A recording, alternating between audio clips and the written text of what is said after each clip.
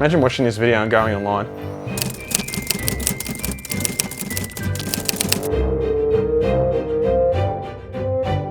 There was a video, got a lot of views on the internet last week, and it was from Car Expert. They did a video on an electric versus petrol challenge. They lined up 2 BMWs and they basically did a 900-kilometre trip.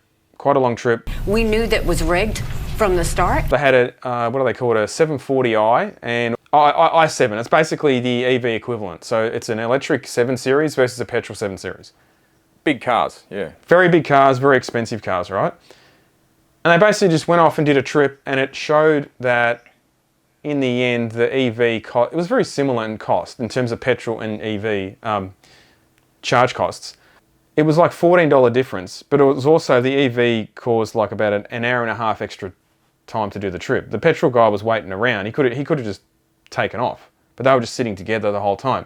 Obviously, the EV's never going to wait on the petrol car really, but and because it wasn't like a crushing blow to the petrol car, that the EV should have murdered it for price and does everything better, because apparently they're so much better. I'm better than you. EV nutters were losing it.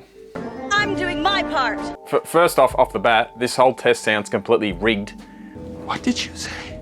Who would have thought that a nice car is more, I don't know, more at home on the highway than an electric car? Isn't that common knowledge? Keep the electric cars in the city. On the highway, if you hop in your petrol car, a new one especially that's got all, you know, better trip computers and all the rest of it, not so much an older car, doesn't give you much info.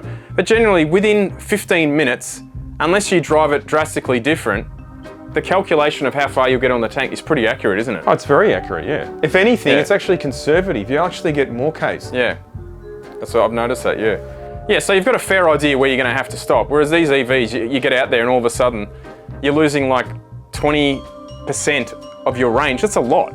If you follow the recommended stops every 2 to 3 hours for a 20-minute break, an EV is actually quicker as there is no dedicated stop to refuel.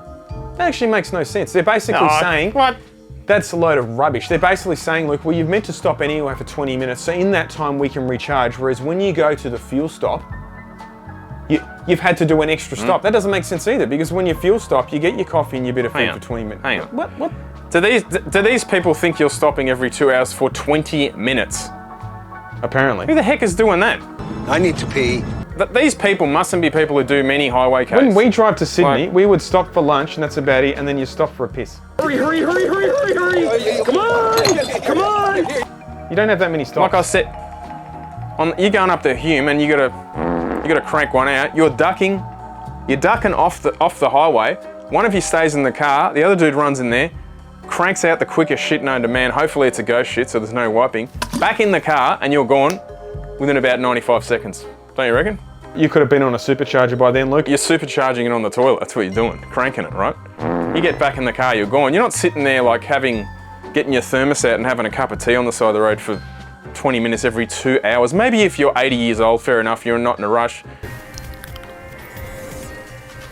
Usually people our age, we've got places to be. You've got to go somewhere you're going. You're not, this is just, I'm sorry, but it's ridiculous, some of these comments. If you haven't had much experience with EVs, they're pretty much complete opposite of petrol cars. They're very good around town. Very efficient to run in terms of price. But Jordy, hang on a sec. The average person only does 36.5 kilometres per day. Facts. That's right. That's just the blanket figure on everyone averaged. Yeah, I know. So that's all you need to do every day. Every day. I love it when I see that figure thrown out. I'm like, an average does not mean anything. I'll give you an example. The other day in 2 days, I did 650 Ks, and then my car sat in the garage for a week. I didn't drive it. So just average that out, you know? Like, You can't ignore the facts. Yeah, a lot of them were sooking because their team EV didn't do so well in the video, and apparently the whole thing was a conspiracy. It was, people get so emotional and they're polarized about electric cars. But to go back a point, what I was saying was petrol cars are much more efficient on the open road. yeah. EVs chew through power at high speeds. I think that Paul and the team at Car Expert do a pretty good job of their videos. I don't think they're that biased, would you say? One comment I saw a lot was they were going on about at the start, they were clearly charging the EV before they took off, and they're all going on about how, well, this is not real world because in the real world you would have charged it at home and the car would have already been charged. So the cost of that initial charge, it's a valid point, right? But I think what they tried to say was, what if we just decided to go and drive it today? Because maybe you got to plan that, Jordo.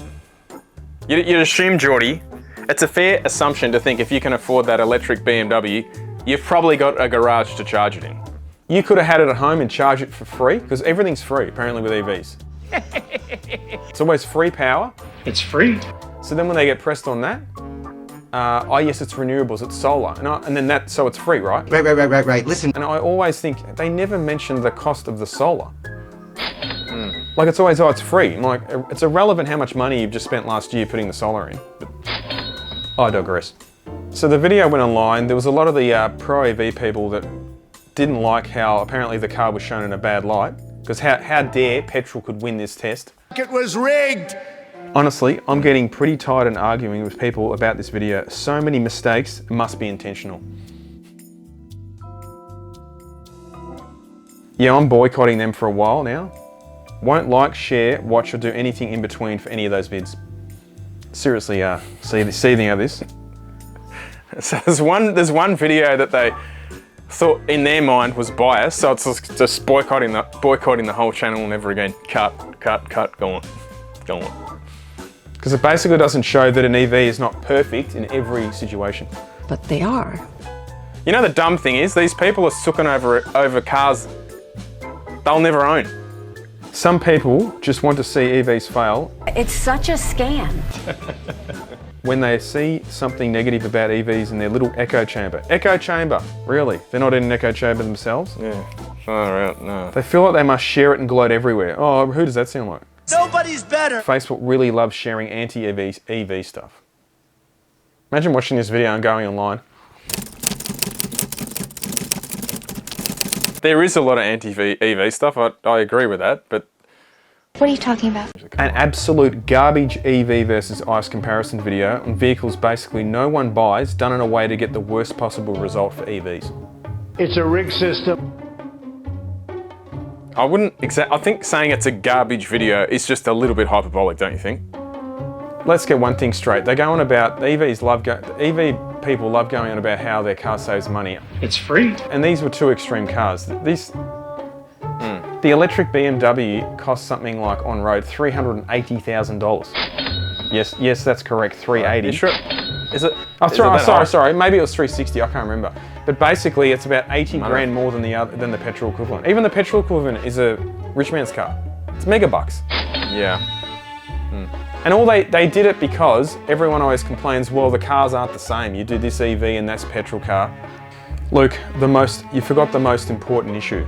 I'm doing my part. I'm doing my part. What about the pollution?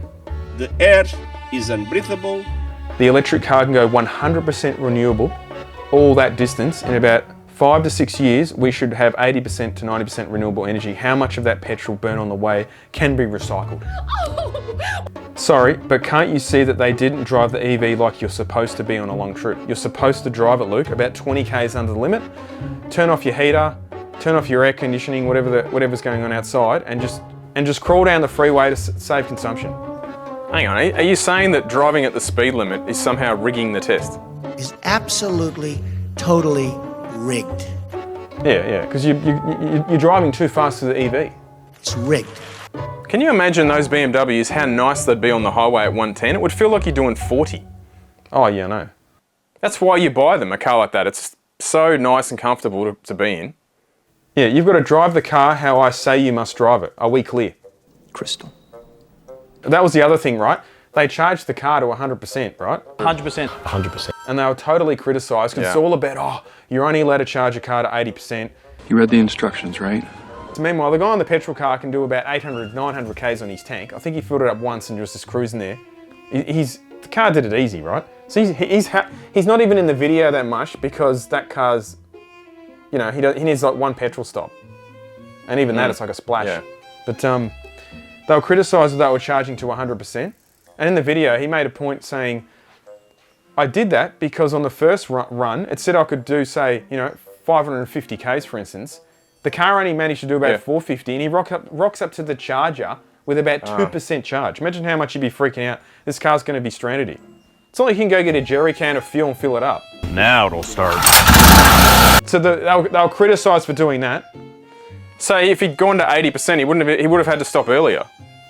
He said if he'd gone to 80%, he wouldn't have made it. He even said if he had a family in the car, because at the start it's telling you how far it can drive, and it's a bit of a furphy, right? So the problem with electric cars is they'll say this car can do 400 Ks. The range around Metro is completely irrelevant to me. It should just be based on how far can it go on the freeway, because that's where it's... Like around town, you're going to be able to charge it anywhere, and generally you're charging it at home. It's where the way these people talk, they're like acting like if you've got a petrol car, you're filling it up every day at the petrol station. Like, put petrol in it once every 2 or 3 weeks. Like, what's the big deal? Sooks are going to sook. They cannot ever admit that the car doesn't do everything as perfect as they claim. It's free. Car Expert, Paul from Car Expert, he actually did a video going on about all the bullcrap comments he's got about it. And one point he said, which I agree with, he said, like he always said, one of the things is people going on about planning the trip. Oh, you didn't plan the trip right because you've got to, you know, what are these people doing the night before, getting out the maps, setting it all up? I need to drive to Sydney. We've got to plan this trip. Instead of, he made a point and go, people. It's like on the war games thing where you roll out the military plans. We've got to go here, get the ruler. He's on a direct heading. Roger that. Our calculation. We're gonna need to refuel there. But that's a situation with only one solution, so let's assume we have more options. Try to refuel and use local resources. Roger that, I understand. I mean, you just want to hop in your car and drive it, don't you? Look, south by southwest coordinates. I mean, he said that exact line you said. He said, realistically, people just want to get in their car and go somewhere. They just want to drive. You don't have this thought with a petrol car. You just go. There's a petrol station. They've got long ranges on the freeway. Generally, most cars, even my little Yaris has got a little tank and it's not the most fuel efficient thing. That will still get, I don't know, what do we get, 580 on the freeway maybe? It doesn't sound that great. As soon as you get a car that's got a big tank in it, and the right gearing, you'll... Well, mate, my diesel does 1200. 1200 across the Nullarbor, don't stop. And a 6-cylinder turbo diesel just goes straight past it in third aisle, mate, and leaves it for dead, mate. I'm saving $25 every day of the week without even starting to factor in our solar and Tesla Powerwall. It's free. Hang on, the Powerwall's free? Forget about factoring in the 20 large plus the dumped on a solar and Powerwall. That's irrelevant. These comments are ridiculous. They always go on about how everything's free, and they've just... How much money have they dropped on these setups? I understand they're cheaper to run, but at the same time, you've paid more money for the same car. Did I mention the savings? Like, look at the price of it. Did I mention the savings? Look at the price of it. It's free. Look at the price of an electric MG versus a petrol MG. Not really the same thing, are they? Irrelevant. Yeah, the ones who go on about how they've got free electricity from the solar, it's kind of like you've effectively prepaid a ton of energy and now you're using it. It's like saying, I said to someone once, it'd be like paying a fuel card and going, I'm just going to drop 10 grand on this fuel card, and then I use it for the next 4 years, and going, oh, I got free petrol. It's kind of, and people might laugh at that and go, but the premise is the same. I calculated solar here once on this house and worked out with the current bills, it'd take like 8 years to break even. Yeah. But you could run around going, oh, I got look at the savings. I got free electricity. It's kind of, well, they're not 100% right truthful when they write this stuff. But that's all right if you know you're going to stay in that house for... I'm not going to stay in my current house. It's not really worth it. My power bill's not that much. It also depends on how much you drive. Like, if you're doing 10,000 kilometres a year, that's not that much in petrol. No. For example. Like, so you got to work out, is it really worth my while buying an electric car? If you can afford and you need a new car and you can afford all the solar and the Tesla Powerwalls, good for you, but don't expect that everyone else can. Everyone's in a different position.